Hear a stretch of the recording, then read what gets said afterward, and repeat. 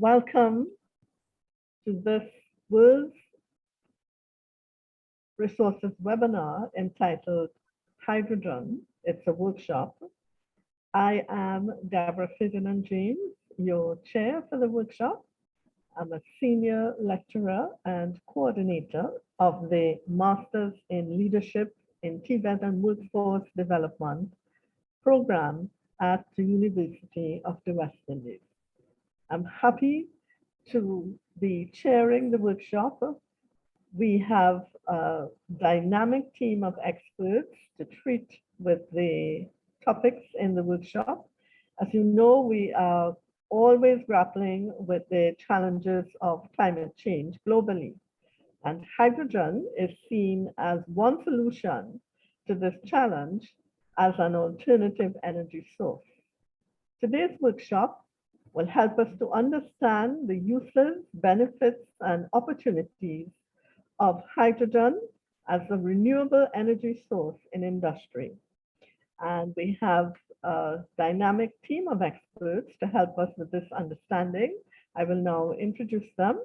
As I introduce, I'll ask you each to just open your screen and you may close it. Okay, so I'm going to ask you to keep your mics muted, please. As we go through the presentations, please keep your mics muted and also your webcams to avoid any disturbances. Thank you. Our first presenter, Mr. Shri Trivedi, is a railway expert with over 38 years of experience, which includes off-rail logistics, railway electrification, coal movement, solar installation, thermal power station, and high-speed operations. He will present on the topic, use of hydrogen in railways, ways, and means. Our next presenters, they would be co-presenting, and I'll ask Dr. Sudarsan and Dr. Banerjee to open their webcam so we can see who you are. Dr. Sudarsan is with the Chemistry Division, BARC, Mumbai. He's an accomplished researcher. He has done extensive research with over 200 publications in the hydrogen context and chemistry. His recent research includes reducing graphene oxide for storage and hydrogen absorption and interactions in self-reducing shell hosted palladium nanoparticles on magnetite support. Their topic would be hydrogen storage, the bottleneck of the hydrogen economy. His co-presenter, Dr. Seemita Banerjee. She is a scientific officer at Baba Atomic Research Center for the past 17 years. That's in Mumbai, India. And her specialist areas would be, they include developing of materials for hydrogen storage, developing of the Trivedi type setup, first principles calculations, density functional theory, and interaction of gas on metal. Thank you. Our next presenter, our third presenter, Dr. Kalirajan. He is the Senior Vice President and Head of Energy, ASSYSTEM, and he provides consultancy services to include project management, career development, leadership development, change management. His topic is hydrogen, the catalyst for net zero. And our final presenter, Mr. Gopi Sankar, he is the Vice President of Advanced Vehicle Programs, Alternative Energy, Ashok, Leyland. He has over 25 years of experience in automobile new product engineering through the entire life cycle, from concept startup to commercial production. And his topic is entitled Application of Hydrogen Energy in Commercial Vehicles. We do ask that presenters, be mindful of the time. You each have 30 minutes max. So at the end of your 25 minutes, I will give you a hand signal like this. I'll say 5, and you know that you have 5 more minutes. After that, we'll open the floor for question and answers from our participants. You can type in the chat your question. Dr. Krishnan will be moderating the chat, or at that point in time, you can open your mic to ask your questions. So I think we are in for a very enlightening workshop with the lineup of speakers we have. I'd like now to ask Dr. Krishnan if he has any opening remarks before we begin. Okay, you're muted. You're muted, Dr. Krishnan. Just thank you, Dr. Debra. You can go ahead, and I'll help you throughout through the chats. No issues. Oh, sure. Thank you. Okay, Mr. Trivedi, can you now present hydrogen in railways, ways, and means? You can share your screen. Good afternoon and good evening to all the participants. I hope I am audible. Yes, sir. So I'll straightway start with my presentation. I hope you can see it. No, share sir. Your screen. Please share. Yeah, so I'll. That share screen. Can you see it? No, sir. Please click the share screen. First open your PPT and then share screen.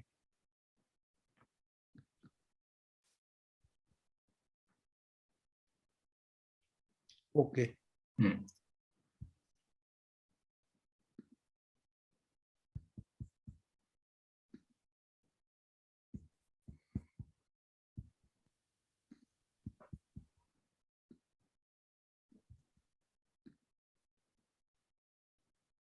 Is it visible now?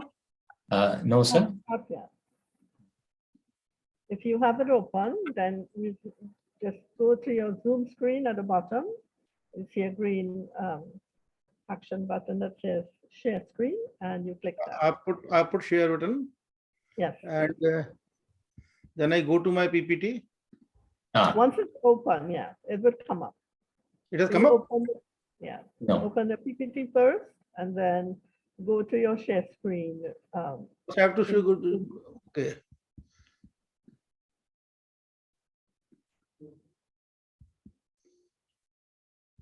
Right, you may want to just close your PowerPoint and start over. Can you see it now? No, I'm not sure you're seeing this Zoom screen so that you can click on share screen. So I think you should come back to your Zoom screen. Are you seeing us in your Zoom screen? I can see you on your Zoom screen. I am there. All right. So now you want to open your PowerPoint. You should have it. You should see it there in the bottom of the Zoom screen. You should see your PowerPoint. So you need to. Yes, my PowerPoint is there. Okay, it's open. Do you have it open? Yes, I opened it. Okay, so now click share screen. I've clicked share screen. It's not coming no, up. It's still not coming.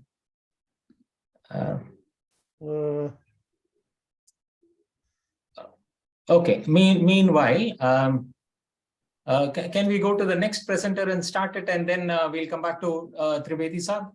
Sure. Is it okay? I'll help you out, sir, in another way.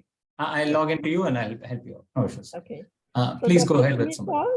You can share your screen and begin your presentation on hydrogen storage, the bottleneck of hydrogen economy.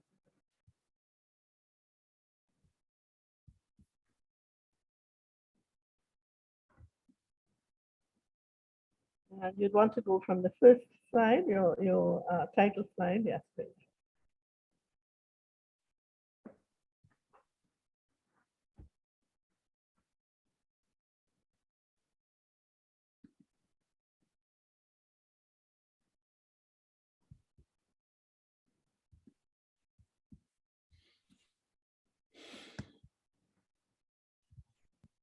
Hello. Yes, It is go ahead. visible. Namaskar You may and go good ahead. afternoon to all of you. Myself, Dr. Seemita Banerjee, and actually I am a scientist of Bhabha Atomic Research Center, and on behalf of our hydrogen storage group in BARC, I just want to present in the workshop mode only, like we'll just discuss the basic chemistry behind the hydrogen storage and what exactly we are looking for. So first, as this being the first presentation, so I will try to give a very small introduction on why hydrogen is needed. So, and after that, we'll go for the need for hydrogen storage and different hydrogen storage technologies which are available nowadays and how we can improve upon that. And also we'll draw our conclusion after that. And of course, after that, the question answer session if more clarity is needed. Now coming to the hydrogen economy, actually as we can see from the graph that the peak of the global oil production already we have reached and the oil is getting depleted day by day. So there is an increase in the shortfall between the demand and the production of fossil fuels. So it is a high time we should go for a new hydrogen, new technology where we can get rid of fossil fuel or a parallel technology where we can use and the dependency on the fossil fuel we can decrease. And another major important point apart from that is the global warming. As we can see that if we consider the 1980 as the zero graph of the zero, then almost 1 degree increase is there within that time. And the increase is coming majority due to the CO2 emission, that is the greenhouse gas emission. So again, there is a time limit within which we have to go for an alternative green energy, which should be storable, which should be pollution free, that is there should not be any greenhouse gas emission, and also we should have less dependency on the fossil fuel. So how we can decide the timeline? Like we have to see when the fossil fuel is filling the meet of our demand and also where up to which we can sustain where our energy, our environment is suitable for the living being. Now for that, actually in India also we have taken different initiative, and hydrogen is the one of the technology, one of the green alternative where we are going for.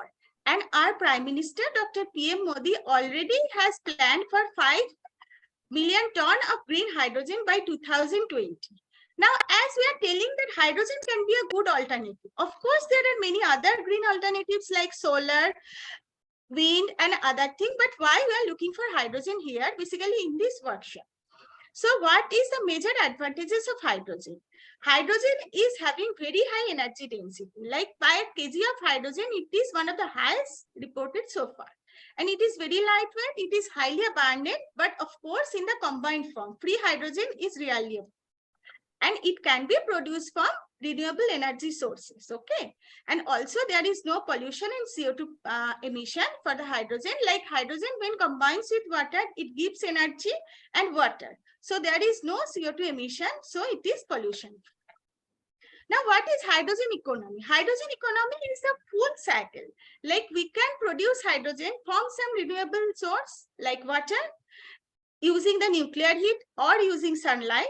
And then hydrogen we can store in the hydrogen storage material, and after that we can utilize in the fuel cell car if we are considering the mobile application. So there are major advantages, like when we are going for the fuel cell car, here we can do the refueling much faster than that of the battery. Here the limitation of the mileage is not there when we are going to use hydrogen, and also it is like the total size will be much smaller than that of the battery if we consider the same mileage. So there are many advantages. So it can go parallelly with the battery, but there are major disadvantages also, like it is highly flammable, and also the production is up to date is not very cost effective.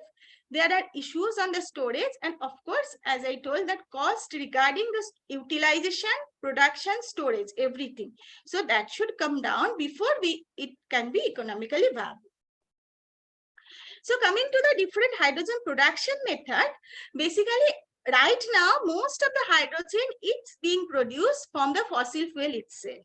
So you can understand that when we are producing hydrogen from the fossil fuel, during production itself, it is giving out oxides of carbon. So that is not a green route at all. So what we have to do, we have to produce hydrogen from water, where there is no emission of CO2. So right now, only 4% of hydrogen is being produced by electrolysis from water, and that electricity is basically not a majority is not that of the clean electricity. Like there are also CO2 emission and other things are coming, like for producing that electricity. So we have to go for hydrogen production only from water using the renewable energy sources. So what are the major thing? That is thermolysis. We can decompose the water with thermal heat. But that means, very high temperature because it is thermodynamically not favorable. And also we can produce by electrolytically, like giving electricity, also by thermochemical, like using the thermal heat, making the production of hydrogen in several steps. So when we are breaking it into several steps, that means we are doing a single step at a lower temperature than that of direct decomposition of water to hydrogen. And also photocatalytic production of hydrogen is one of the route, though here we have not reached in an advanced stage where we can claim that we can do a bulk production. So in BRC, actually, we are pursuing a hydrogen production from electrolysis and thermochemical water splitting.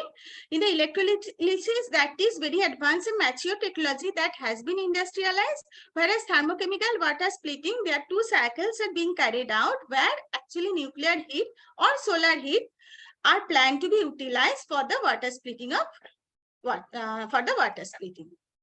Now, after the production, like a small overview of the production, why hydrogen storage is required at all. We have produced the hydrogen, we can directly use it in the vehicle, but it is not like that. So why we want to store it? Because the hydrogen we are getting, though it is having very high energy density by weight basis, but the volume basis, it is very low. So we have to compact it into a small volume so that we can put it inside the car. Like if we are doing without compaction, we have to move a car with a hydrogen balloon. Of course, that is not visible. And for 1 kg of hydrogen, we need an area of 119 meter cube.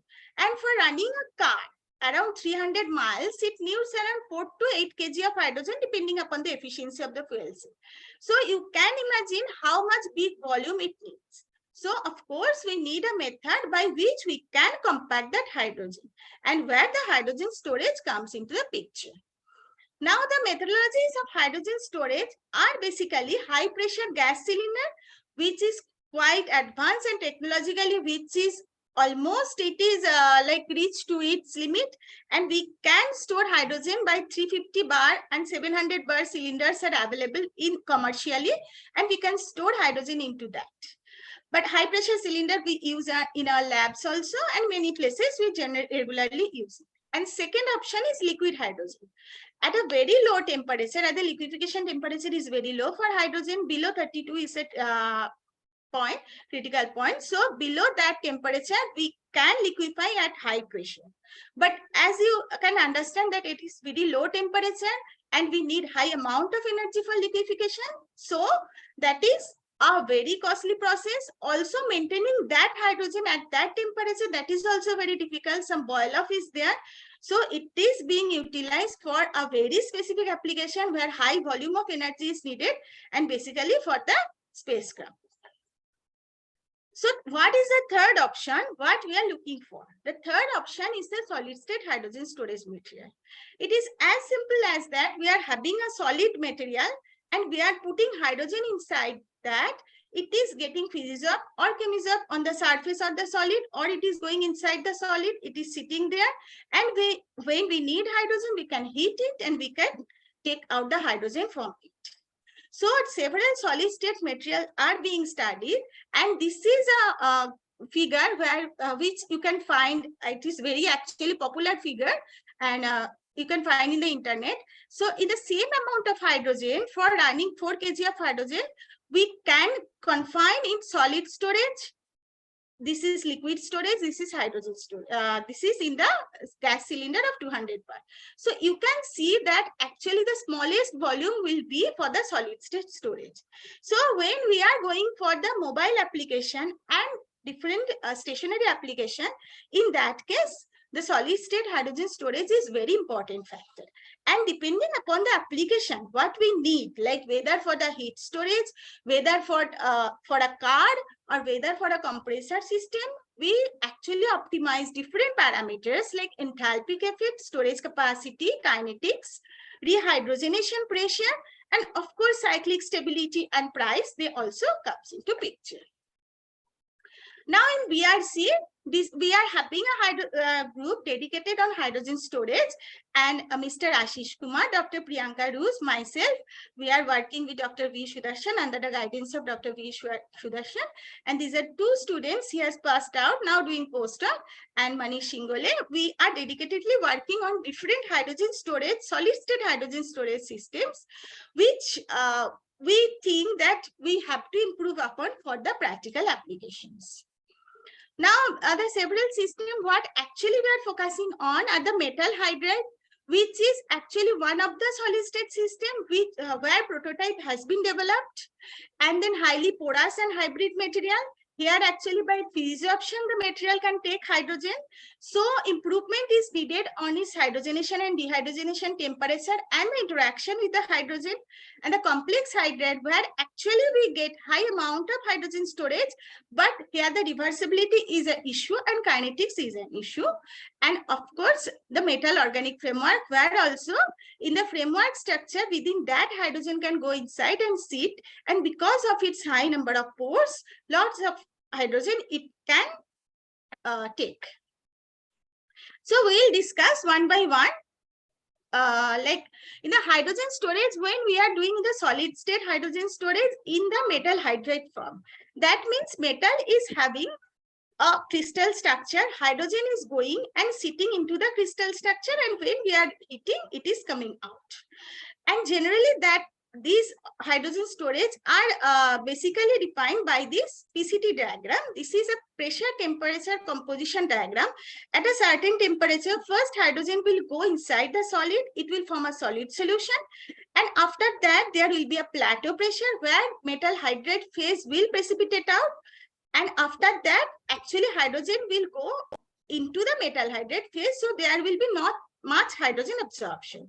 So the plateau region and the plateau pressure is very important to characterize the material, and lower the plateau pressure, that means the stable is the metal hydride, and when the plateau pressure is high, that means the metal hydride is not that stable.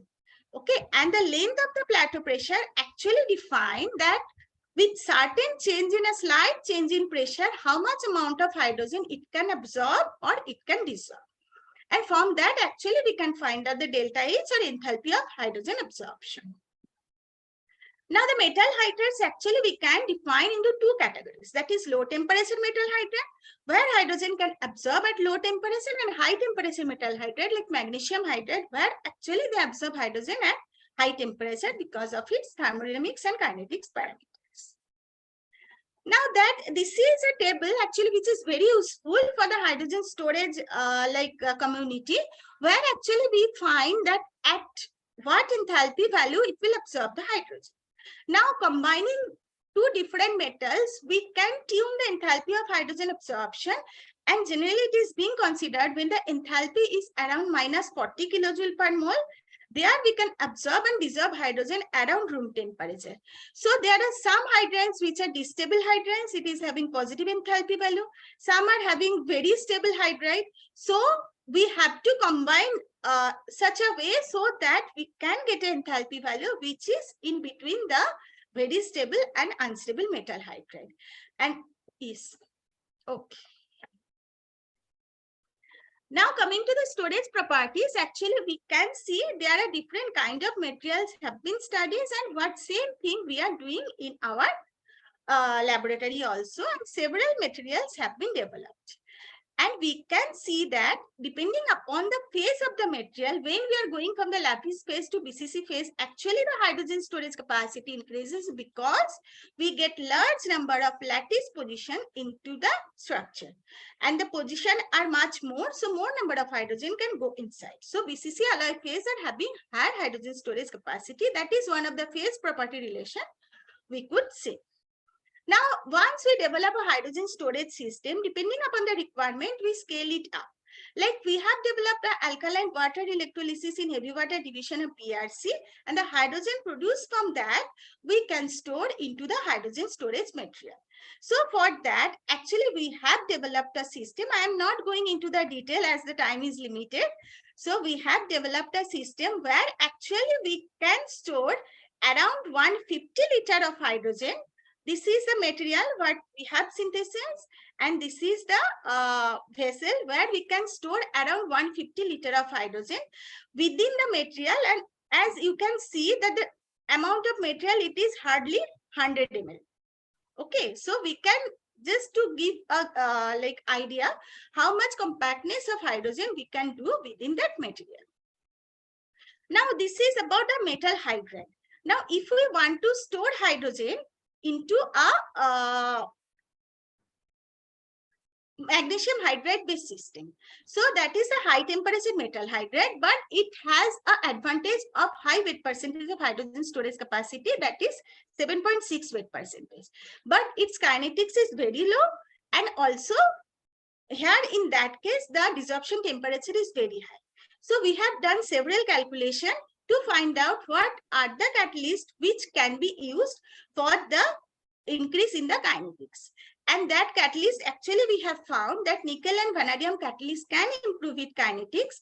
And also we have done the experiment using ball mill, and we have seen actually that in that case, we could see the increase in the hydrogen absorption kinetics, and the hydrogen enthalpy of absorption, though it remains same, the hydrogen absorption kinetics increases, and within few minutes it can absorb the whole amount of hydrogen with the activation energy 64 kilojoule per mole of hydrogen, which is much lower compared to the bulk magnesium powder, which is 270 kilojoule per mole.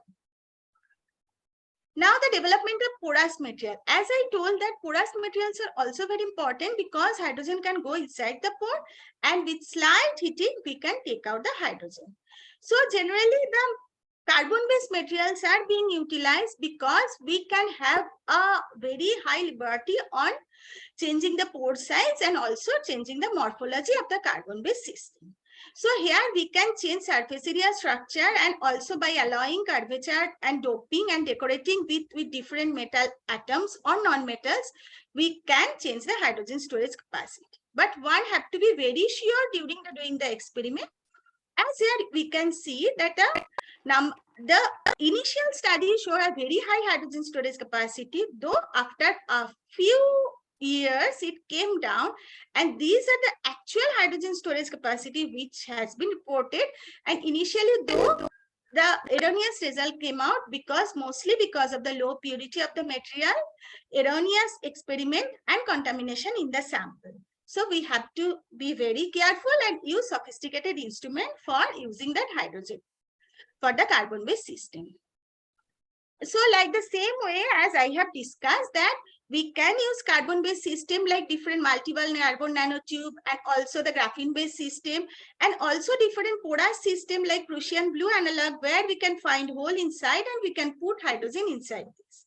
This is one of the example of the zeolite templated carbon, where we can make the template of carbon and where we can put hydrogen inside. And I will just finish after a development of catalyst on hydrolysis of ammonia borane, where actually ammonia borane is being utilized because of its very high hydrogen storage capacity of 19.6 weight percentage. And for the first time, we have developed a catalyst which is non-metal based, and which is actually a catalyst of cucurbitryl, which is having a cavity inside, and ammonia borane can go inside and dissociate to produce hydrogen, and that catalyst can improve the hydrogen absorption kinetics tremendously with a very interesting activation barrier, which is close to the platinum, the benchmark of the hydrogen catalyst. So with this, as the time is very less, with this, I just want to finish.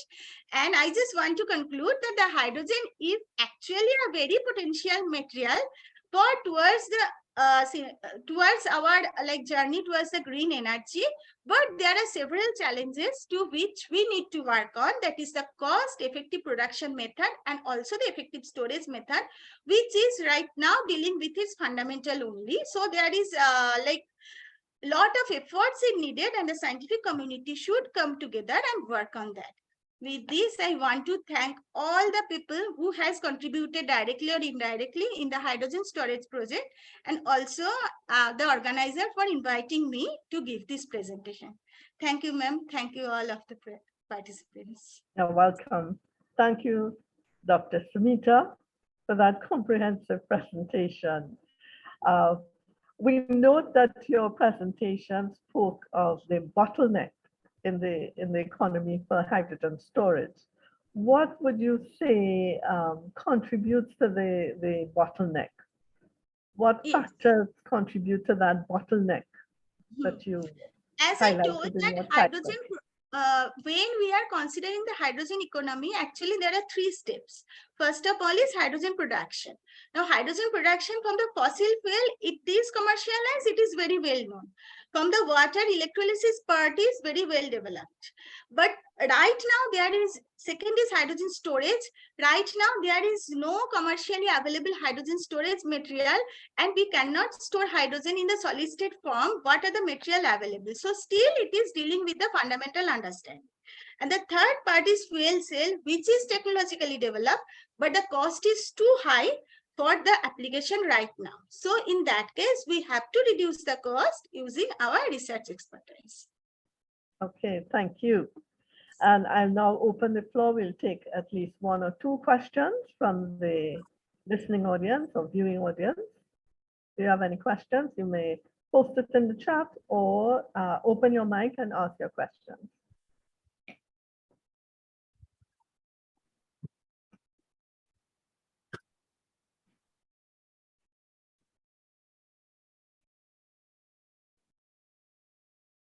Maybe we go further, Dr. Debra. Okay, we have no questions in the chat. Yeah. All right. So thank you, Dr. Seemita and your team for that comprehensive presentation. We now move to the next. Thank you, presenter. Senator. You're welcome. You're welcome. Yeah. Mr. Shri Trivedi will Yeah. present on the use of hydrogen in railways, ways, and means. You may share your presentation. Yeah, I'll share Dr. Trivedi's presentation so he can present it right away. Yeah. Okay, sure. So can you? Thank you very much, Doctor, for all the help. I'm sorry I'm not able to present myself, but thanks for all the help. And good afternoon to all the participants, to the organizers, to ma'am coordinating. And it's really lovely to hear views of Ms. Seemita Banerjee, and very comprehensive, as ma'am pointed out. You see, railways recently in the recent budget, minister announced that some trains have to be launched on the hydrogen. France has started. France government and German government, they are very keen that trains run on hydrogen. So I did a study to find out the efficacy and the efficiency and the workability of running a hydrogen train. Next slide, please. Yeah, first of all, it's very essential for all of us to understand the color scheme of hydrogen. By simply saying that I am going to use hydrogen, it doesn't serve the purpose of environment or the ecology. Most of the hydrogen which is being produced today world over is not the green hydrogen. They are producing out of fossil fuels. Like there are 2 methods of producing hydrogen. The most predominant methods. Number 1 is the electrolysis of water.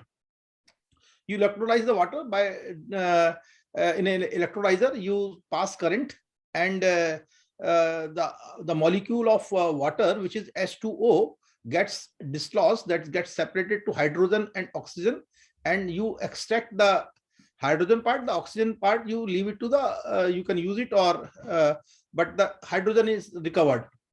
Now in this process, as per current requirement, you need almost 48 units kilowatt hours, 48 electricity units to produce 1 kg of hydrogen.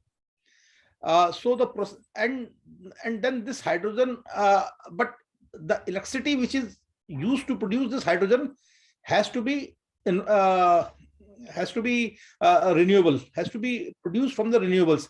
If you do not, if you simply plug from your domestic socket or from the normally available electricity socket, you draw the electricity from there and then you produce hydrogen, then it's yellow hydrogen, because the source of the electricity which you have used to produce hydrogen may not be renewable itself. Like in India, we have about 70% of the electricity which we consume is produced from burning coal, and the statistics of China are something similar.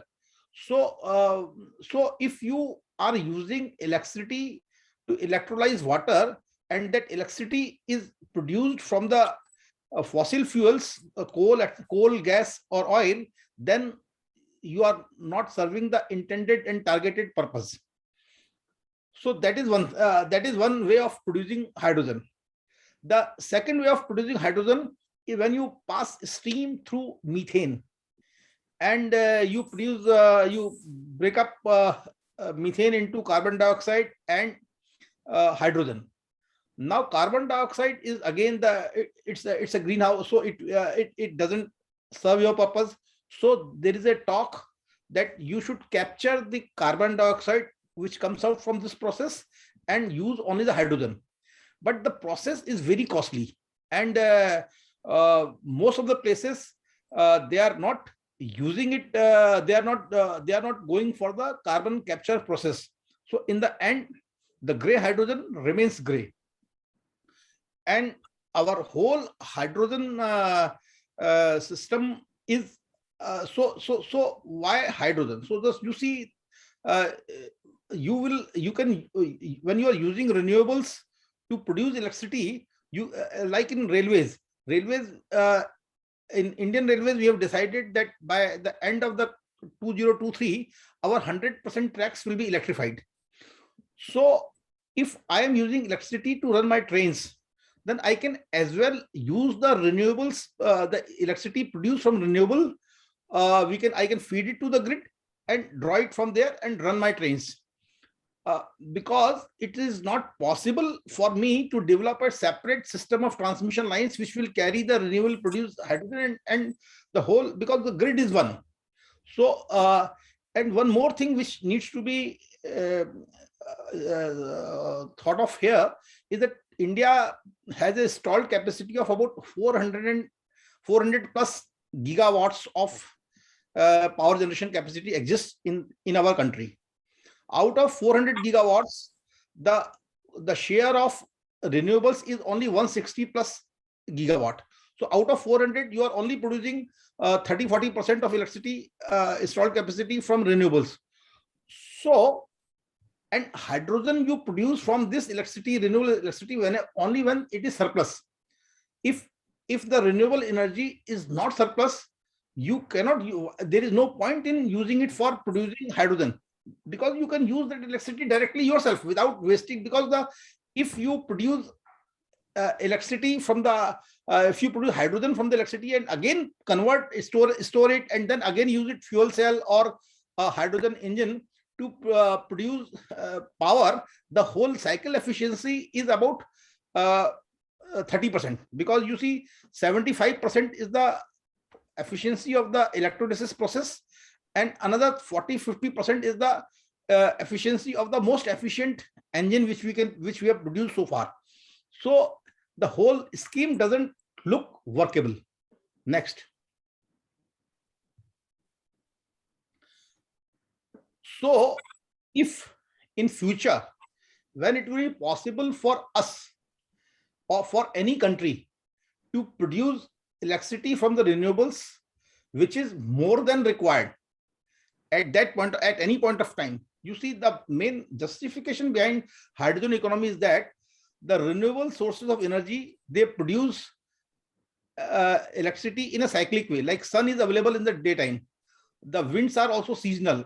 Sometimes wind is there, sometimes wind is not there. So in many countries like UK and some other Western countries, what is happening, that a period of time is coming in the day when the electricity produced from the renewables is more than that the grid can absorb, more than the requirement of that country. So when such phases comes, they use that electricity to produce hydrogen, which can be later on utilized. Because there is no point in using hydrogen if you can use the electricity produced from renewables directly. So that will ensure that you don't lose any cycle efficiency, which, as I said, your electricity to hydrogen to electricity back, that cycle efficiency is just 30%. So you resort to that only when you have a surplus renewable energy available. Unless if you don't have the surplus energy which you need to store, there is no point in producing hydrogen because that hydrogen will not be green. Next. This is the typical hydrogen fuel cell, which you keep it in a car or in a. So basically, you push hydrogen from one side, and when you put hydrogen in the fuel cell, you get the output is electric power and the water.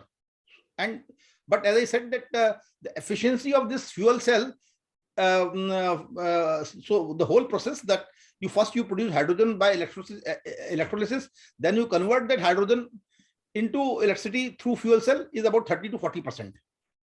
Next. This is a typical hydrogen engine. Now, so here what I wanted to point out is that till date, the maximum capacity of a engine, which has been of hydrogen engine, which has been produced, is about 500 to 600 horsepower, around 600 horsepower. And today, the trains which we are running on railway system, they need the power. They need a horsepower of about 10 to 12,000. Our normally we combine two engines of 6,000 HP to run a train loaded with consignments, coal or minerals, anything like that, or even like Vande Bharat Express, which is a much acclaimed train of India. So the power requirement is 12,000 horsepower. So engines like this. So if your maximum capacity is 600 horsepower, so roughly you will need such 20 engines. Then you can run one train. And then how this? So that is one thing. Second thing, as we will see in the Ashok Leyland's presentation also, in diesel engines there is a reservoir of 6,000 liters capacity, and once you put 600 liters of 6,000 liters of diesel oil in a diesel locomotive, it runs for about 800 to 900 kilometers. In case of hydrogen powered engines, the storage which Madam Banerjee spoke about, the storage area requirement becomes quite huge. I was reading in the newspaper, we will come to know in the Ashok Leyland's presentation, which is going to follow, that the space required for the fuel storage, for the hydrogen storage is quite high. So which doesn't make it workable to produce such high horsepower engines, which is the requirement of the railway. Yes, for small sections like hill sections, Neral Matharan, where like most of the trains which I have seen in Germany or in France, their requirement is very small. They hardly 2-3 coaches where maximum 100, 150 maximum people sit. For them, it is okay. But where you can directly use hydrogen as a hydrogen engine, like it's like almost like a truck. The horsepower is comparable to truck. But a normal Indian train needs 12,000 horsepower, which is not workable as on date. And then trains run, unlike automobiles which run for 400, 500 kilometers a day or maybe 600 kilometers a day, trains run from one end of the country to the other end of the country, like the train in the Moscow, like the Trans-Siberian Railway. It runs for 7-8 days together. It's from Moscow to Vladivostok. It almost intercontinental train, and many countries are running intercontinental train. In India also, there is a train going from Trivandrum to Dibrugarh, which takes 4 days to reach and covers about 4,000-500,000 kilometers. So all along the route, when we were running diesel engines, now we are shifting to electric locomotives. When we were running diesel engines, there were about 250 fueling installations across the length and breadth of the Indian Railways network. So if we want to switch over to hydrogen, we'll have to replicate that network of hydrogen replenishing points all along. And while Madam Banerjee talked about the storage, the even more difficult task in the case of hydrogen, apart from storage, is the transportation of hydrogen. So if you have to store and move and transport hydrogen to multiple points where the replenishment of the hydrogen will be done, it becomes it's neither cost effective as on date, nor very costly, as well as maybe unsafe also, because moving such hazardous and inflammable material over long distances to various places, that's a issue. And then the technology, if there is a problem in the engine, if there is a leakage in the system, so you need to have a network of servicing points all along the route, and that whole ecosystem will need to be created. Next. This is one typical hydrogen storage system which is connected with the one school of thought is that you have mini hydrogen points which produce let's say 3 tons of hydrogen in a day, and it's a mix. You see in this photo, you can see the windmill as well as the solar. So this is a new concept that you create such points at multiple points in the country alongside the railway track, and from this you can use the hydrogen to replenish hydrogen requirement of a locomotive as it goes from one corner of the country to the other corner of the country. But as she has said, Mr. Banerjee, this technology is still developing, and the cost of in fact Professor Gopi of UK, he has said that you have to mix some air and something. So you need to, suppose if a gasoline station which serves today, if he gets one tanker, so if you switch over to hydrogen, you will need that petrol pump will need to handle 10 to 12 such tankers per day. So therefore, it is essential that the hydrogen is used at the place where it is produced. If there is a transportation involved, then the whole economics of the hydrogen economy goes away. Next. As I said that the best use of hydrogen, the most economical, is to produce fertilizers, is to produce for the desulfurization of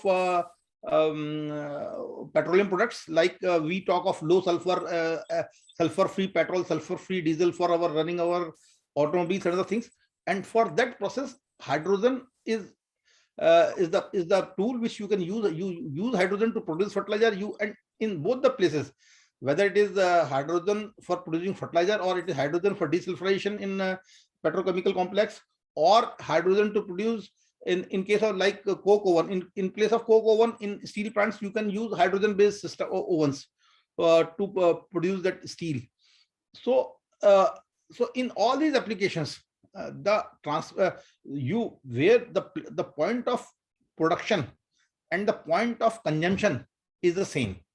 So my point is that before you come to mobile systems, which will need to create a lattice network of fueling points all over the place, it is better to use hydrogen at a place of its production, where so you minimize the storage problem and eliminate the transportation problem.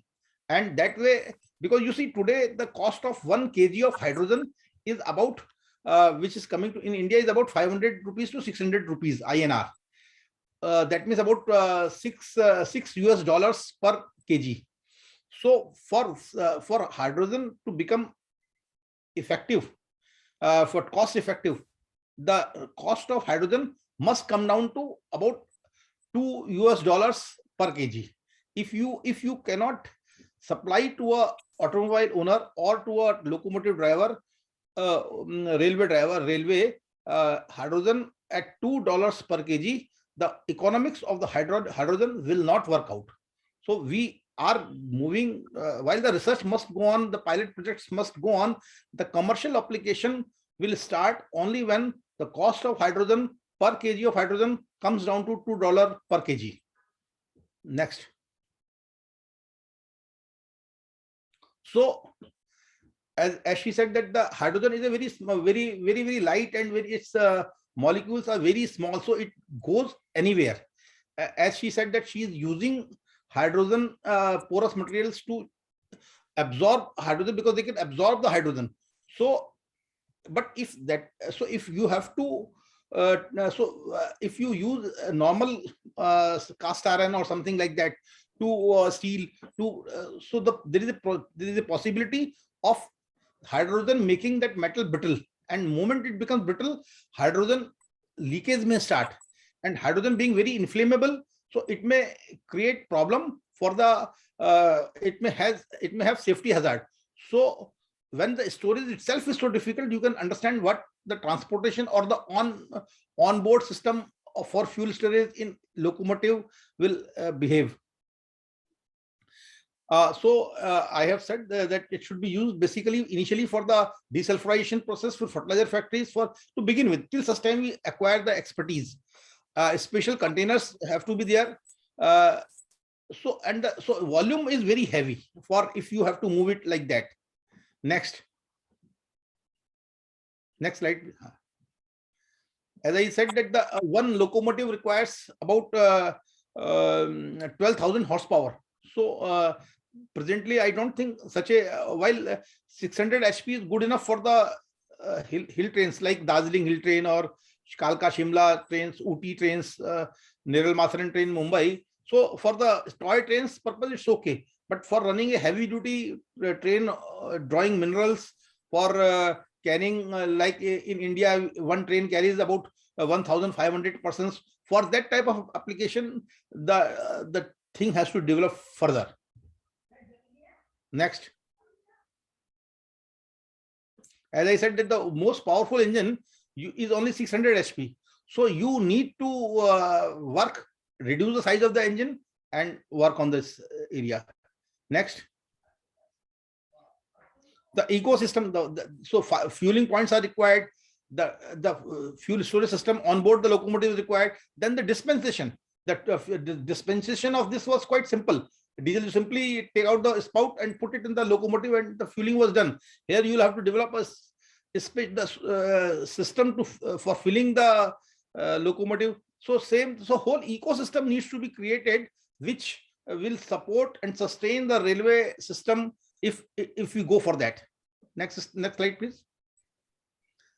So the way out, my personal feeling is that let the hydrogen feed the grid. Whatever surplus you get, whatever renewable surplus, you make the hydrogen, make it produce electricity. If it is saved after all the primary applications which I have said, feed it to the grid. In any case, all our engines are getting the electricity from the grid only. So the same grid will be utilized for same electricity will be utilized. So our percentage and proportion of the electricity which we consume will have more of renewables. So rather than starting a hydrogen ecosystem of its own again, all over again. Next. So this is the train which was there. Alstom has developed. I just wanted to show you the train. This is the train. Next slide, please. This is the train which China has developed, which they claim that it can run at 160 km/h at refueling is required after 600 kilometers. And one more thing, in case of electric engines, if you use directly, no refueling is required because it is drawing electricity from the grid. So the halts which need to be given to a hydrogen or diesel based train after every 500-600 kilometers, those halts are not required, and you can run a train continuously for 2,000 kilometers, 3,000 kilometers without any problem, and the efficiency of the whole process goes up. Next. India, this government has this has. So while I am all for the experiment, some small experiments must keep on going on, but we must stop. We must. It's time for us to go whole hog. Next slide, please. I think my final word, as I said, that we must use the green color hydrogen.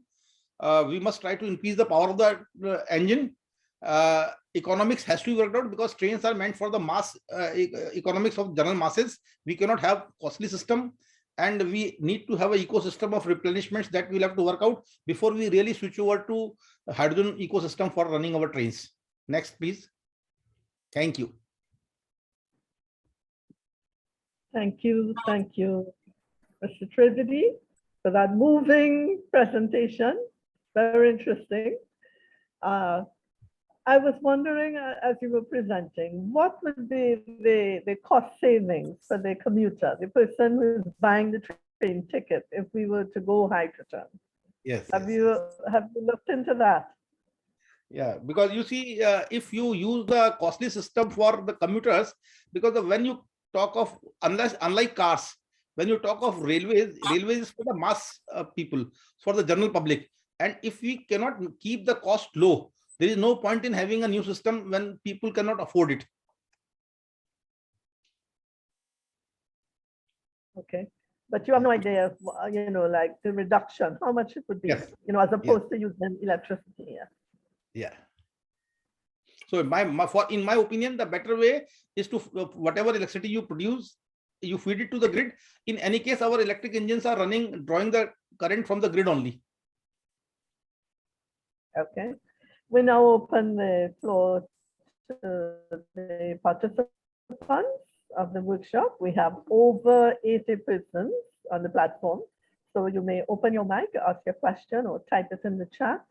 And Mr. Trivedi will respond to you. Okay, so we have one question. Yeah, go ahead. Dominic, you can ask. Dominic has asked me a question: how can hydrogen engine work better and faster than electricity? You see, as the technology exists today, hydrogen engines cannot, while they can be faster, as you saw the Chinese train, but they cannot. Today the problem is not the speed. Speed we can achieve up to 160 kmph as Chinese railways and some have achieved. The issue is that the train cannot be heavier, because moment you go for heavier trains, that the capacity of that engine is not available as on date. So we need to work on as some better form of, and in that also the main issue is the how to carry so much fuel. As we will see, even in a truck, the capacity to storage goes 3 times compared to a normal engine. So we have to work out till, as Madam Banerjee has said, that if we can store this energy in a small portion, in small ways, in a concentrated manner, in a safe manner, then we will be able to achieve what DC wants. Sir, just one clarification, sir. I'm Sudarsan here. Yeah.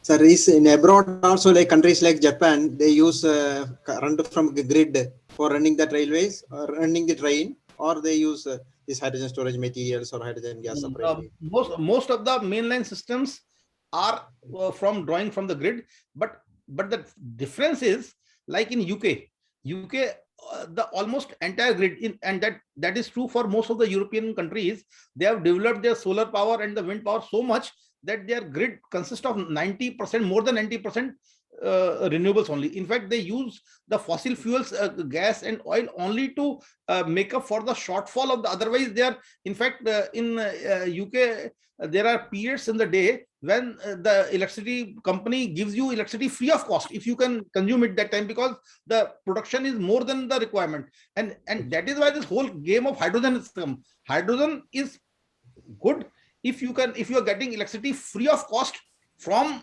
renewables, which happens in many times in the renewables, because sometimes it's a cyclic nature. Sometimes you produce more than the requirement. Okay, thank you very much. Yeah. Okay, I think we are out of time for questions.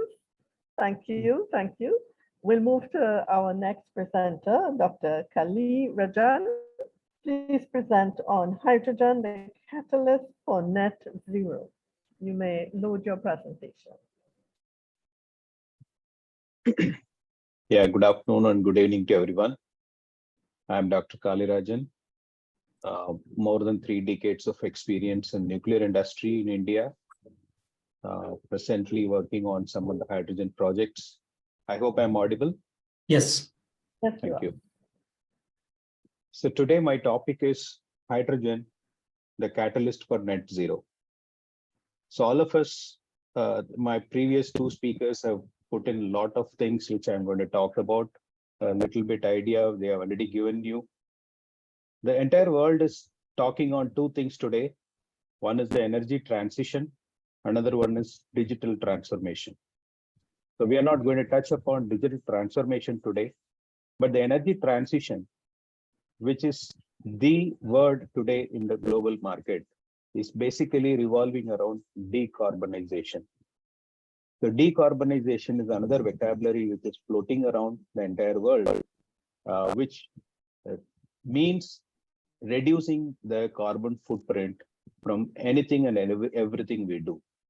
So we generally understand that a carbon footprint or a carbon dioxide emission or a greenhouse emission takes place only from the electricity generating power plants, fossil fuel based power plants. It's not so.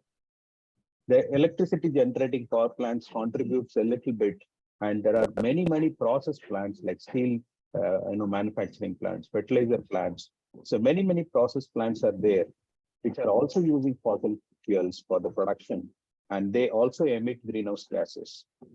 So in the nutshell, the hydrogen becoming a catalyst for achieving a net zero, is it going to be successful or not? That's what we are going to discuss today.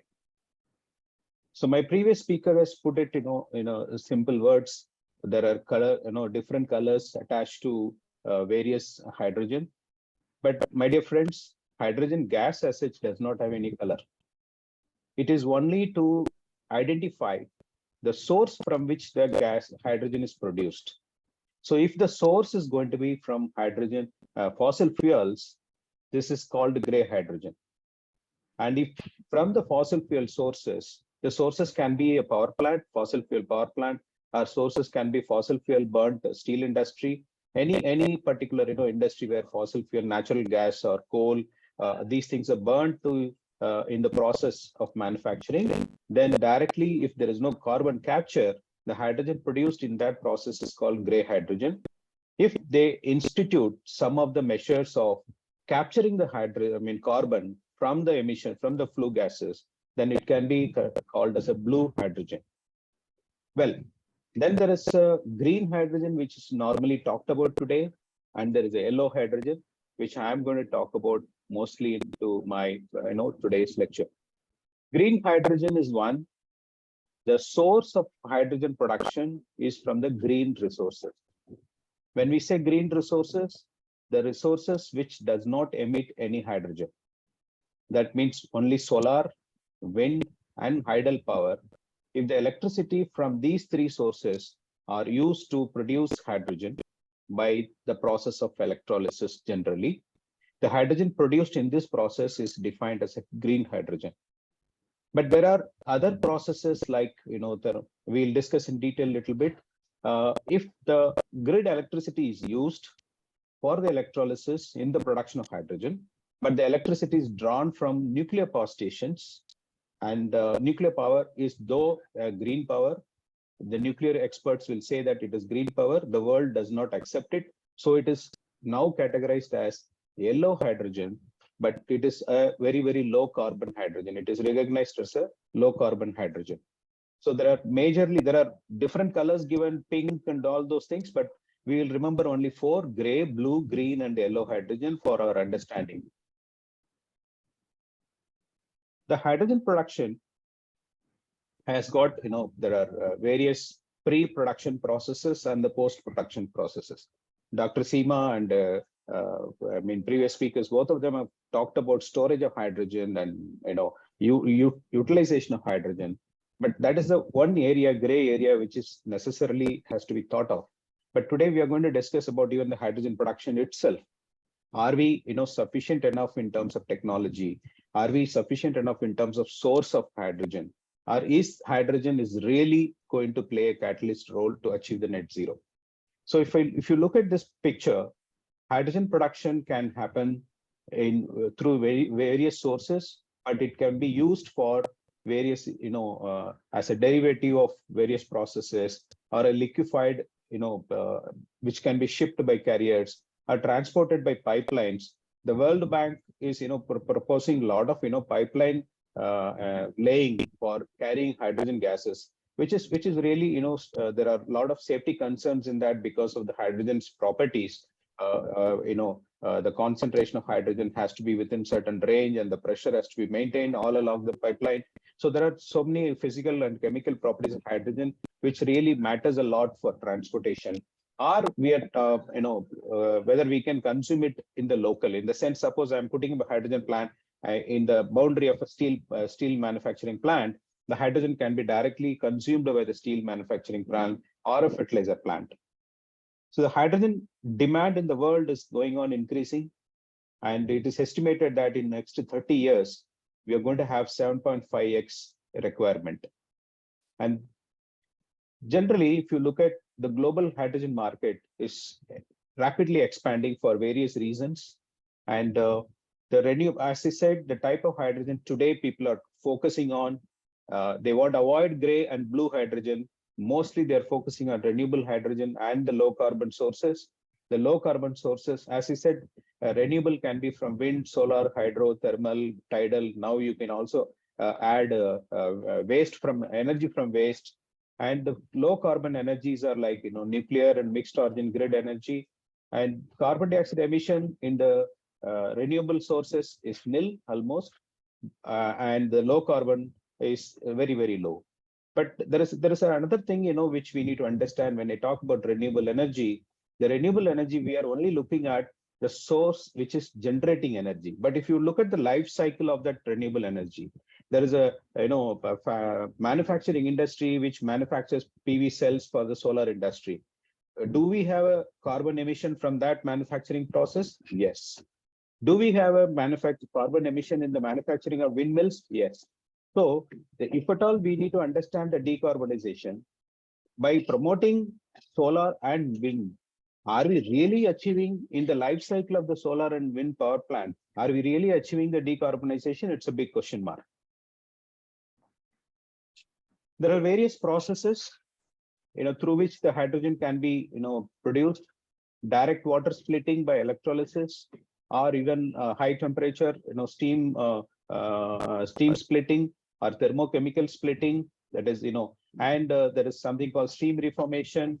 Steam reforming is the process by which even today the refinery industries or steel industries, they are already producing hydrogen. A lot of hydrogen is consumed by these industries, but today it is being produced using the steam reforming method, which is a carbonized method where carbon dioxide emission is there. So there are various sources of energy which we are talking about. Of course, nuclear is not here. I will take it up separately. And if you see, electrolysis of water plays a major role, where from solar and wind, we can always use the electrolysis. Photolytic splitting of water, when you really, capable of focusing the solar light and producing more amount of heat or more amount of temperature, then we can also think of photolytic splitting. Biological fermentation and thermochemical methods like thermal splitting, gasification, pyrolysis, steam reforming, plasma reforming, partial oxidation. There are so many methods which are used by natural gas, oil, and coal industry. And all these thermal splitting, gasification, all these things are not called as a green hydrogen. So people don't really prefer to go for this. So in the nutshell, we have a power plant, and power plant, we know that, it produces electricity. At the same time, there is a heat energy which is generated. If it is a fossil fuel or a nuclear power station or any other power station other than wind and solar and the renewable sources, we also produce a lot of heat. So if the hydrogen can be produced in 4 methods. One is direct water electrolysis, and another one is high temperature steam electrolysis, where partially heat is also used and partially power is also used. And only heat alone can be, used for producing hydrogen through thermochemical cycles. And we can also produce hybrid thermochemical cycles using both heat and power. Okay. So if you look at electrolysis, generally, it is called a low temperature, process where you have minimum cell potential required is very, very low, about 1.7 to 2.1 volt only. And the energy requirement is also very less. And in the market today, you have many types of electrolyzers like alkaline electrolyzers, inorganic electrolyzers, solid polymer electrolyzers, and polymer electrolyzers. So many such things are there. And a lot of potential, investors in the globe, they are all testing their pilot plants using any one or two of the more number of these kind of types, and testing which is going to be more economical for them in the investment process. So today, nobody's going for a big level, high capacity for the hydrogen production. All of them are looking at only small production level. Well, we talked about electrolysis. Now I'm going to explain something about the thermochemical splitting, where the electricity is not required. The heat alone is adequate enough. So there is a sulfur iodine cycle. There are various other cycles like copper chlorine cycle and various other cycles which are being experimented, and research is being taken up. Mainly this thermochemical splitting is the research is being taken up by nuclear industry, because the nuclear power produces a lot of heat, and all of us know that from the heat energy to electrical energy, the conversion is only about 30 to 33%. So there is a huge amount of heat which is getting wasted in other processes. So instead of in the conversion from heat to electricity, we are losing around 67 to 70% of the heat. That 67 to 70% of the heat can be directly used for hydrogen production in case if you are not going for conversion. Of course, there are certain limitations. So sulfur iodine cycle is one such thermochemical splitting method which can be used. And the other one is magnesium chloride cycle, which is a hybrid thermochemical splitting, where you can see that there is a part of hydrolysis which takes place because we use heat of about 450 to 550 degrees centigrade.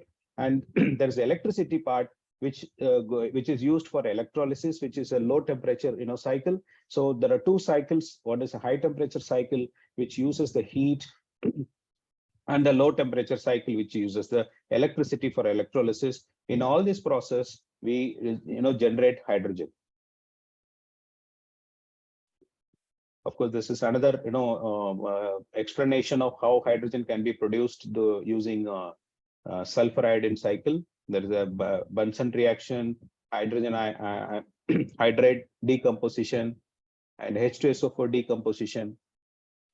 So in this process, basically, heat is only used, and the heat is really, to the extent of 700 to 800 degrees centigrade heat is required for these cycles. If at all you have to go for 1 or 2 cycles, so people go for more than 3 cycles so that they can keep every cycle at 300, 400 degrees centigrade, so that even normal nuclear power stations, which are normally producing 300 to 400 degrees centigrade, that can be put into use. So basically, nuclear reactors can produce electricity as well as heat. So we can go for low temperature electrolysis, high temperature electrolysis, thermochemical hybrid cycles, and thermochemical cycles. So all 4 types of hydrogen production is possible through nuclear reactors. So one single reactor we can always use, depending on the electricity conversion. If there is electricity is not required at that point of time, full heat can be used for hydrogen. When electricity is also required, the dissipated heat also can be used at the low temperature electrolysis process to produce hydrogen. Well, this is just an understanding. Calorific value of hydrogen is 120 to 142 million joules per kg. But if you look at coal, LPG, petrol, natural gas, all the fossil fuels are much low value. So certainly the hydrogen has got a higher calorific value attached to it. But compared to nuclear fuel, which is uranium, it is much lower. But as said by previous speakers, if you look at the cost of if hydrogen is used for converting into electricity, the cost of electricity today will be 0.5 USD per unit. Whereas in India, we are producing electricity through other sources, which is only 0.02 USD to 0.05 USD. So unit of electricity from the hydrogen today, with the today existing technologies, it's going to be much costlier, and it's not really going to help us in going for electricity generation. Well, just for understanding of the viewers, that India is coming out with huge potential, huge plans for increasing the hydrogen production, especially green hydrogen, and we want to achieve 5 million metric ton per annum by 2030, possibly another 10 million considering the exports. So many players have been tied up with the foreign collaborators, and there is a huge amount of 65 billion US dollar investment is expected to happen in the next 10 to 12 years in India, only in the production of hydrogen, and 99% of this investment is revolving around green hydrogen. So my basic question is, with the limitations attached to the production, storage and transportation, is it really going to happen the way it has been planned? It's the biggest question mark globally. Yes, it can happen, provided all these industries like refineries, fertilizers, city gas distribution system, steel manufacturers, if they can think of converting their present way of hydrogen production and changing over to green hydrogen, that way it can happen. But the question what the previous speaker has highlighted is, unless and until you have a free electricity available, it is not possible to convert the electricity into hydrogen. India today has got about 400 gigawatt of installed capacity, with a really available power for utilization is about for 40 to 50%, because 33% goes in transmission losses and other losses are there. So really you have only 40 to 50% of the power available for the public to use. And the installed capacity, with the kind of GDP growth and economic growth in India, it is expected to double by 2030. That means from 400 to 800 gigawatt. I don't see any left out power stations, green power stations available today, which can be converted for the hydrogen production. Or if somebody is going for only hydrogen production, putting up a solar power plant or a wind power plant, that power is not going to be available for the grid. So as a global citizen, we need to think, yes, hydrogen is being hyped like biggest catalyst for achieving net zero, but is it really going to be the catalyst? There is a big question mark. A lot of thought process has to go in, and a lot of things has to be thought of. I leave this 2 slides because it's specifically for India. Yeah, well, my last slide is this, so to summarize, the hydrogen production can take place from the electricity from various sources. It can be from renewable energies, nuclear energy, fossil fuels, and there can be electricity directly to the grid, or this hydrogen can also produce electricity which can be fed to grid again, or the hydrogen can also be directly used by various industries. As I said, there can be fertilizer industry, heating, in the process industries, transportation in terms of fuel cells, in the petrochemical industries, and synthetic fuel. I know that Germany, France, European countries are working on synthetic fuel which can be used for even aircrafts. So these are the various areas in which the research has to take up now, how effectively the hydrogen can be utilized. And for the utilization, the storage and transportation becomes a biggest issue. So then as a conclusion, yes, hydrogen is going to be one of the catalysts, but I don't see that is going to be the catalyst for achieving the net zero. Thank you very much. I'm open for discussion. Thank you very much, Dr. Kelly. Now, if it is the catalyst, if hydrogen is the catalyst for net zero, which industries, do you see coming on board first to help that, that catalyzation to net zero? Are there specific industries, that would appeal to this kind of net zero? Good question to answer. Today, I see that there are the company list of companies which I have shown you who is interested to come in for a big investment.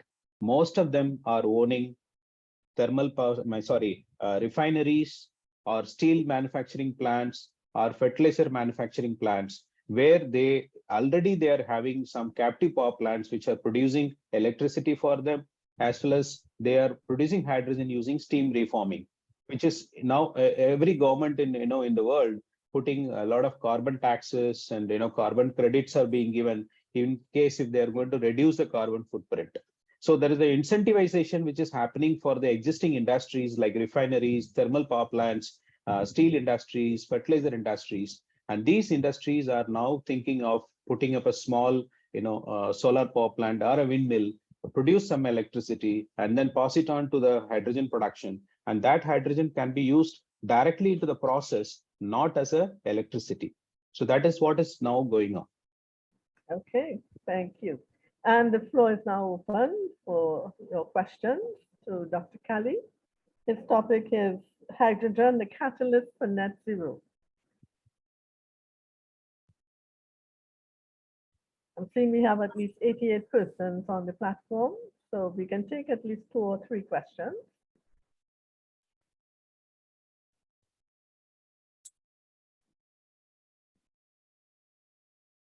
And do we have any questions from the previous presenters then?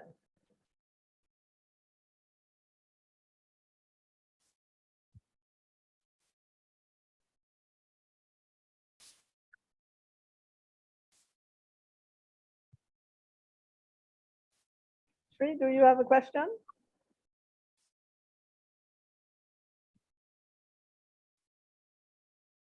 We go further, Doctor. Okay, no questions in the chat. All right, so thank you very much, Dr. Kali. Very insightful presentation. And now we move to the last but not least. Our presenter is Mr. Gopi Sankar. His topic is application of hydrogen energy in commercial vehicles. Over to you.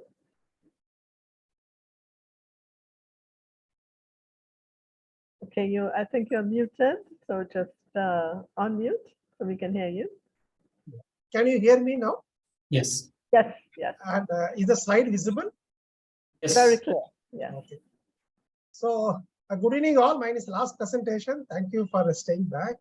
It is evening here in India. Must be, I don't know, morning in your places. So I'm going to talk about how we use hydrogen energy for commercial vehicles. You know about this commercial vehicle. We have been fighting for the emission for the last many years. Initially, if you see, we have been moving from Euro 0 to Euro 1, 2, 3, 4, and now we have completed Euro 6. So what is of this Euro 6? There are some major pollutants. You're all aware of this, but one of the key pollutants are the nitrous oxide, carbon monoxide, hydrocarbons, and particulates. These are very harmful to our health, to the environment. It results in temperature increase. But if you see what are the pollution sector, at least in India, I have the data. The dust and the construction is high. It's around 45%. The second is some waste burning. But the third major is the transportation. It's around 14%. Now, BS6 emission has significantly improved the quality of the exhaust gas.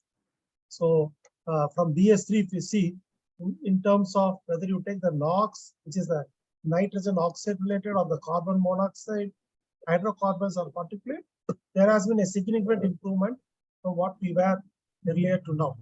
But still, it is not enough. It is not enough. The amount of pollution is still high. We have to bring it to zero. And now you are seeing a lot of discussion on hydrogen. Why is being discussed? Hydrogen is not new at all. It has been here for years. We know hydrogen, if you burn, entire sun is running on hydrogen. So nothing new in this. But why it's now? The reason why it's now is there is now a lot of efforts to decarbonization. There's a lot of focus on decarbonization. And the second most important, all our previous speakers has explained in detail, there are much higher advanced hydrogen production technology, which are not there so far. So we're able to extract hydrogen better. There is an advancement in usage of hydrogen also, and there's an advancement in storage also. So these are the things which is why there is an interest, much higher interest into going to hydrogen at this. Going forward, if you say hydrogen as a fuel, particularly for commercial vehicle, just a quick comparison, from where between hydrogen, the different CNG, petrol or the gasoline and the diesel.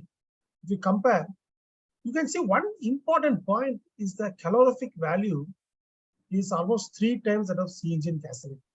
So that is the advantage of hydrogen over others. And naturally, the whole sun is powered by it. Now, this is the energy which we need to extract. But before I come to the issue, there are certain pros and cons with respect to hydrogen versus diesel. Hydrogen has a low ignition energy, which enables prompt ignition. But due to low ignition, it leaves a lot of pre-ignition. And actually, one of the key issue, while there are these points, I'll just explain one point. One of the key issue of handling hydrogen in combustion is, it occupies so much space. Hydrogen being a very light gas, it occupies so much space that within a cylinder, if you put this much of hydrogen, we are not able to put equivalent amount of oxygen to burn the hydrogen. That's the key issue. Now there are a lot of technologies just coming up, and we are trying to overcome this. But the other points I am not going to detail now.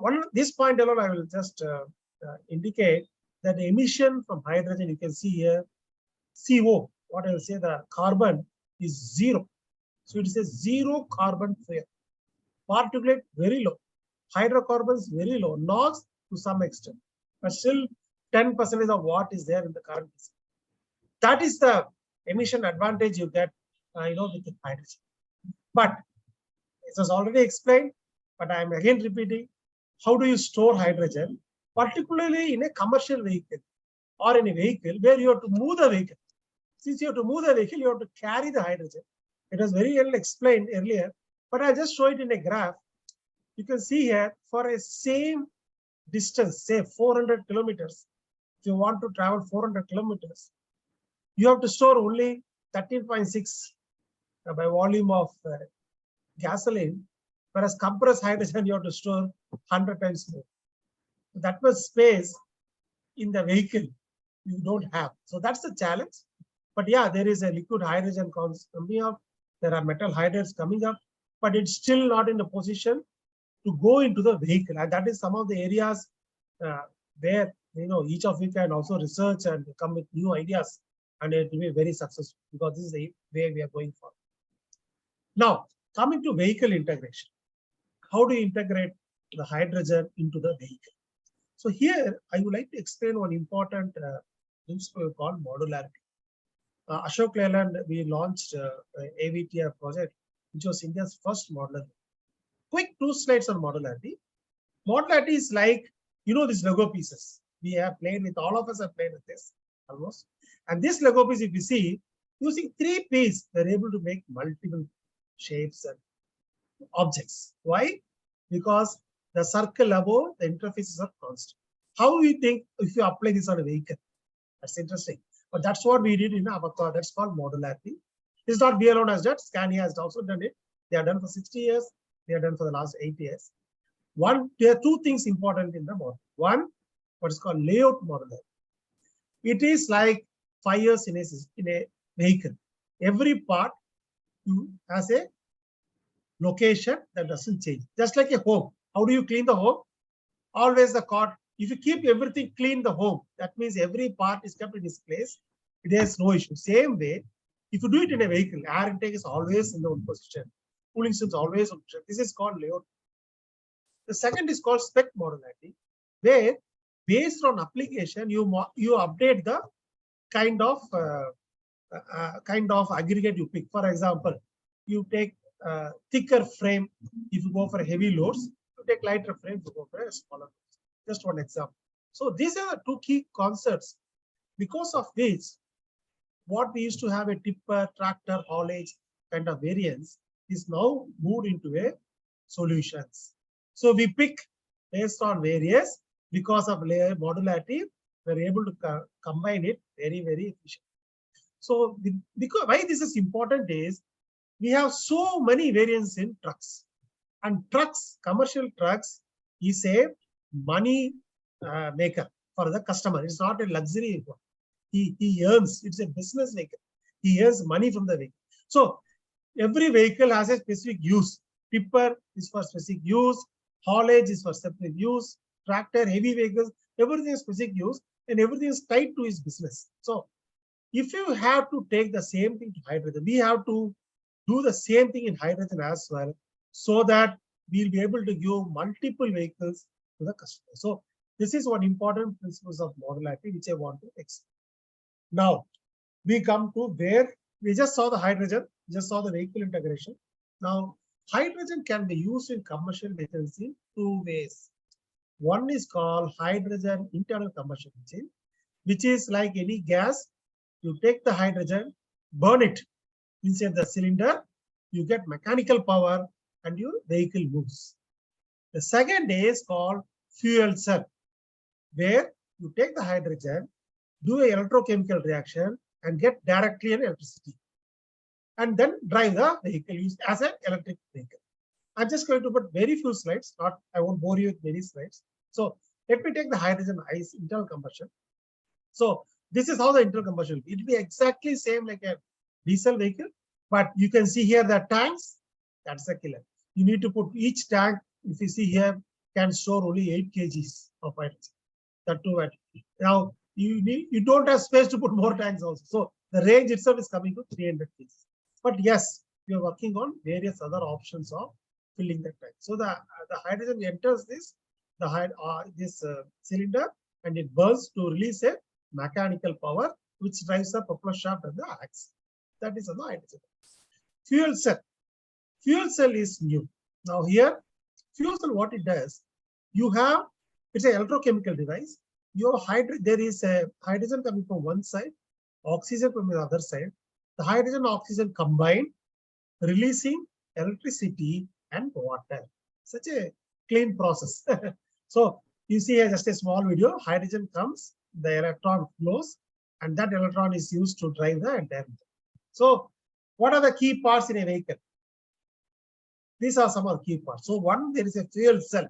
So fuel cell comes in different specifications, 80 kilowatts, 100 kilowatts. That's the power it can generate if you put hydrogen into the fuel cell. Then there is battery. Then there is a motor. Motor comes in different specs of torques. Then there are supporting systems like power electronics, pumps. So you can see here the fuel efficiency is twice the internal combustion engine because it is twice efficient.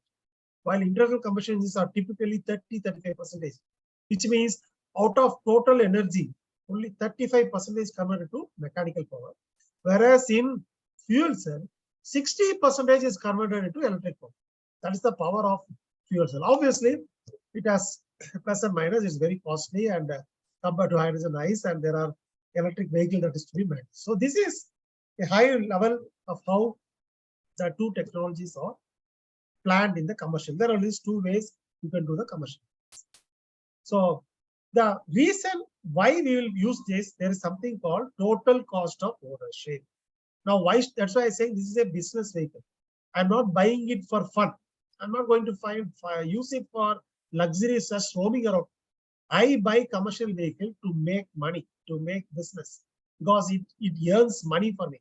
So why it's important is the vehicle net should earn the owner some money so that he can work on it. So that is called total cost of ownership. And if you see today, the red line is where the electric hydrogen vehicles are today versus the blue line, particular fuel cell. So there is a way to coming to the diesel point. If it comes to diesel point, it will come in all the vehicles. So there are some few areas that you need to study. The first point is acquisition cost is very high. It's almost 5 times, 6 times the current diesel vehicle in every place. So here there are 3 areas we can work on. One is the right application selection. You need to typically electric vehicles and fuel cell vehicles works better if the turnaround time is higher. Per day it runs 1,000 kilometers. You will find this is better than diesel. That's one thing. Second, it can carry higher continuous load. It's much efficient compared to diesel. And we have to go for new ideas, new innovation towards cost reduction. One is on the battery. I know the whole world is working on battery. Different technologies, different patterns are coming up. but this will help us to reduce the cost of the vehicle. The second is power electronics. There are so many power electronics. There's one to run the motor, one to run the air compressor, one to run the fuel cell. If we can optimize the power electronics, this is the other area of innovation. We can work and reduce the cost. And finally, chassis design can be improved much. And the third point is on efficiency. I have said the modularity helps in a big way. Now, of course, the economics of say today the economics is low. There are only few vehicles. If the number of vehicles gets more, the cost can come down. So through these three ideas, we can look for acquisition cost reduction. The second is the maintenance cost reduction. Now, here there are design modification based. I have written for India, but based on the location, you may have to modify the system to suit so that you have a low maintenance cost. The second, easy serviceability. With a lot of electronics parts, there is a need for easy serviceability, and parts should be available, and then replacement level should be very high. Why this is version compatibility replacement level is very important is this electronics industry is moving very fast.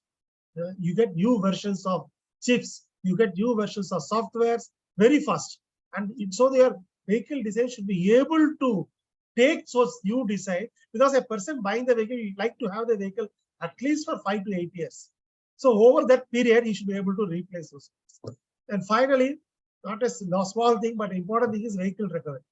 Today, people know how to handle diesel. If it stops, this guy runs, gets a can of diesel, pours and can start. Can you do it on a hydrogen vehicle? Where will you go and get the hydrogen first? So how do you recover? Can you find a way of recovering the vehicle? You can't go and fill the hydrogen and put it into this, not possible. So is there a way of roadside support? How do you do the safety? This is other area which we need to do. The next important point is the efficiency.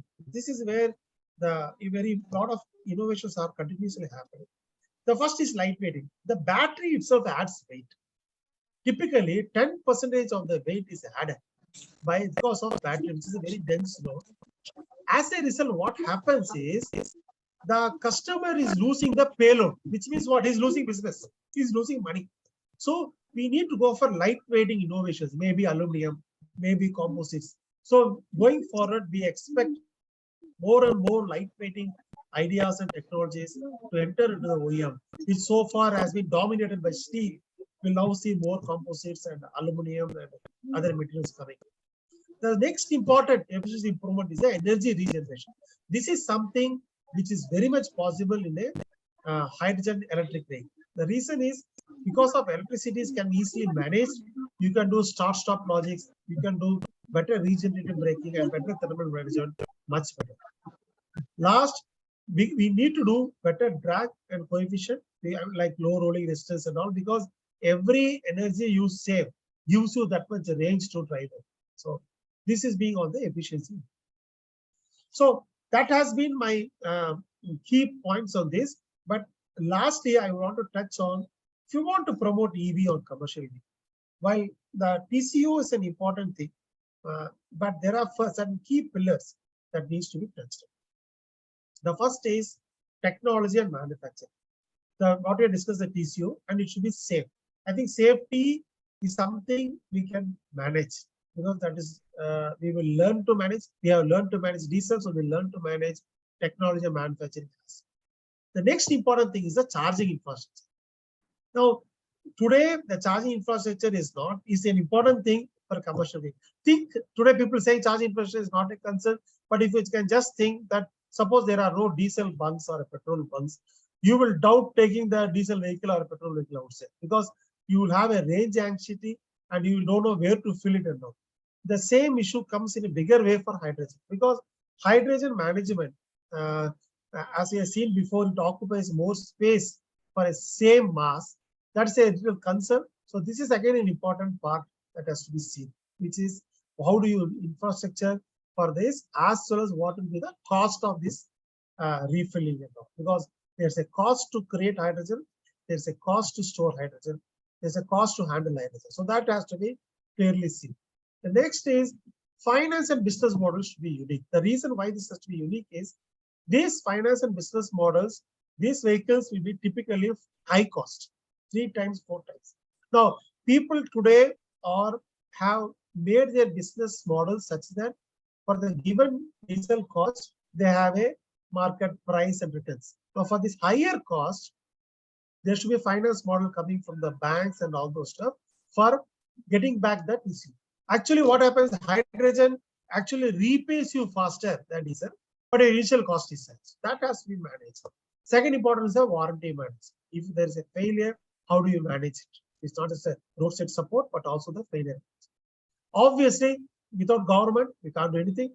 There needs to be support from government, whether it in terms of subsidies or incentives, or in terms of some zones creation, just to push start the project in hydrogen so that we all proceed. So this is my slides, and I quickly went finish it, paucity of time as well. Thank you, Mr. Gopi, Sankar, for those wonderful animations. It truly brought the presentation to life. We felt as if we were there, you know, in the vehicle and with all the movement and everything. So could you share with us, we have one question from Dominic. Dominic wants to know, can hydrogen engine easily replace already, I'm missing the rest of it. Yeah, I'll read it out. Can hydrogen, yeah, Dominic, is a very good question. Can hydrogen engine easily replace already existing carbon combustion engine? The answer is yes, but not the, you have to remove the word easy. That's the answer. So what it changes, to be very precise, is for a similar horsepower, the cylinder head changes. In the cylinder head, you have to move from, because the combustion of hydrogen inside the engine is little tricky. Why I explained this little later, because the hydrogen being such a expansive gas, it takes so much space. Because it takes so much space, you don't have space for air to be there, for it to burn completely. That's the problem. Any space you give, there's no space for air to enter. So we need to give, the cylinder head has to be redesigned to take some amount of pre-combustion, have some ignition, and then we have to do. But the answer to you is yes, it can be replaced, but it is not easy. The easy in the sense, the combustion portion, the physically it can be replaced, no issue. Combustion has to be calibrated very, very close. That's the answer. Okay. I would like to ask Mr. Sankar, what is the impact of hydrogen on the performance of the vehicle? You know, does it improve the performance, the life of the vehicle? So yeah, so we have vehicle two types: hydrogen IC vehicle and the fuel cell vehicle. They're hydrogen two types. Hydrogen IC vehicle will be exactly like our diesel. It's just the fuel gets changed, and until the driver looks back, he doesn't know it's a hydrogen or a diesel. So his way of driving will be similar, and his performance will be similar. That is on the hydrogen IC. But if you go to fuel cell, it will be a much superior vehicle. The torques are higher, the efficiency are higher. Of course, the cost is higher, but the performance will be much superior in the fuel cell vehicle. And most important is, fuel cell vehicle will be a zero emission vehicle. The exhaust gives you pure water, and that's the exhaust it gives us, pure water vapor. Whereas in hydrogen ICE, you get some amount of emission. It's a zero carbon, but it gives some amount of NOx and particles. So that's the broad difference. Thank you for that very clear explanation. Do we you. have any other questions? Yes, I have one question. Go ahead, Yes, please. Yeah. See, this is there any scope for using a hydrogen storage material and run a light duty vehicle in your institute or in your firm? Yeah, we have actually. If you remember the recent, we had supplied some 20+ vehicle to Reliance also on the hydrogen ICE. Where that's the picture I showed. We have a way of putting the tanks on behind the vehicle. These tanks are composite tanks. You can see here, these are a composite P4 tanks, and they can withstand pressure up to 700 bar, 350 bar to 700 bar. In India, up to 350 bar is only approved by PESO. So you can store these tanks, hydrogen here, and then run the vehicle.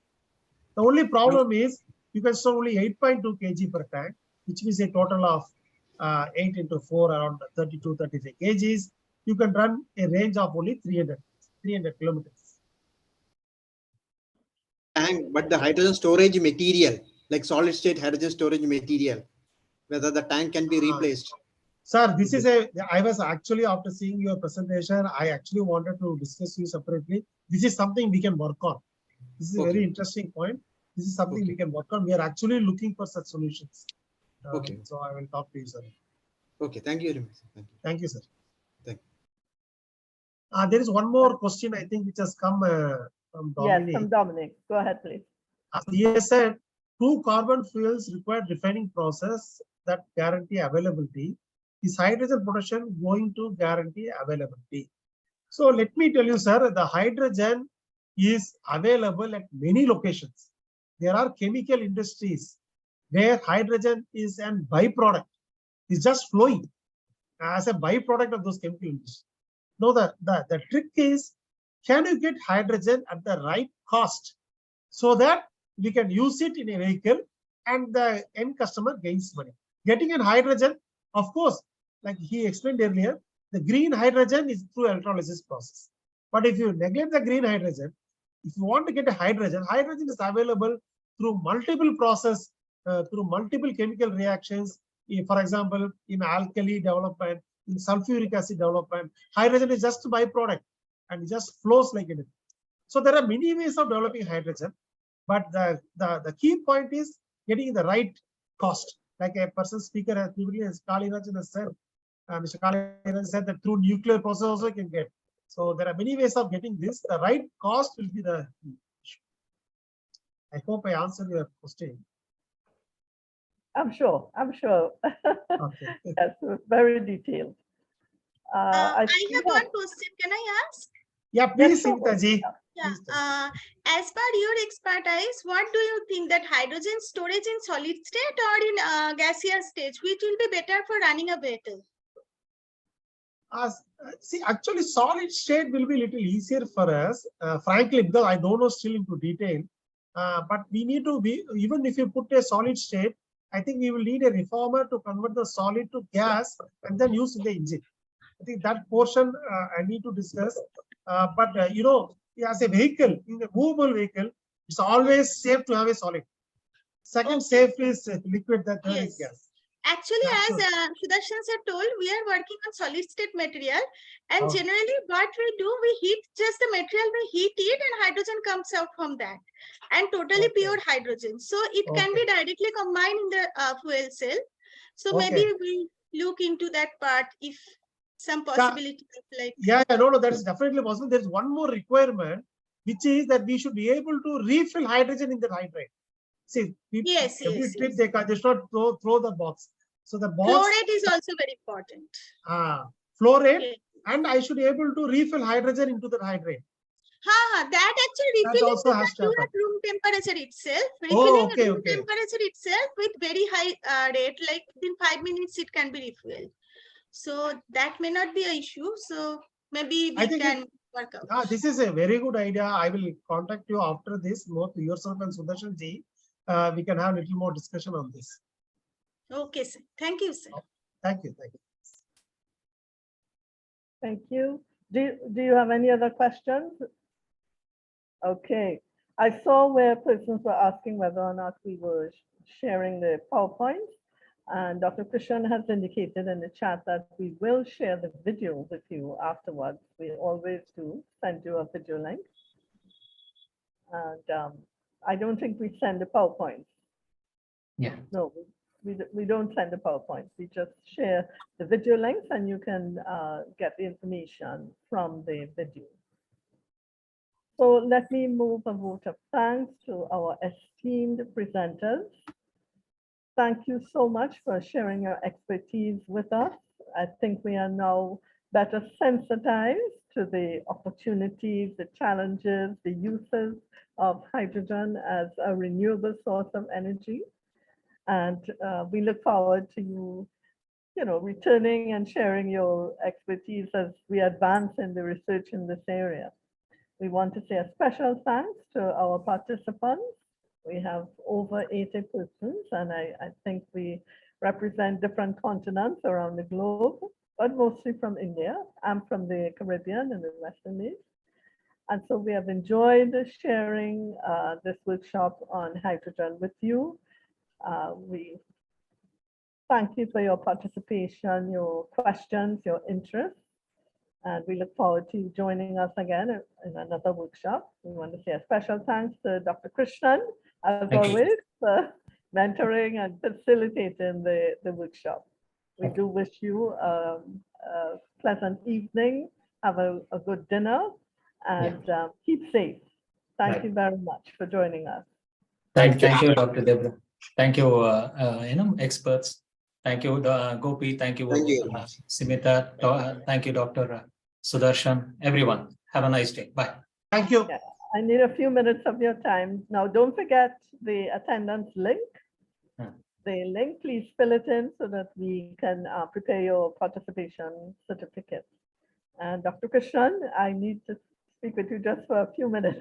No problem. No problem. Yes, so, We can. yeah, so